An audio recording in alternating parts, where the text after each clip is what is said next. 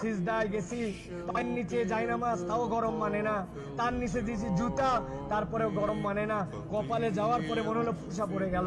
উঠার পরে সবাই তো তাড়াহুড়া করতেছে, আর উনি বলতেছে, আরে আমার পায়ের নিচে জায়নামাজ, আমার পায়ের নিচে জুতা, তারপরে আমার পায়ে গরম লাগে, আর আমার নবীর সাহাবীদেরকে কালেমা গ্রহণ করার জন্য এই পাথরের মধ্যে চিট করে শুয়ে রেখে বুকের উপরে পাথর জমাই দিয়েছে। আমার নবীর সাহাবীদেরকে পাগলা উটের পিঠে বেঁধে এই মক্কার অলিগলিতে টেনে ইচ্ছড়ে বেড়াইছে। এই জায়গাতে তাদের বুকের উপরে পাথর চাপায় আগুনের মধ্যে দিয়ে দিছে। তাদের রক্তের বিনিময়ে ইসলাম পাইছি।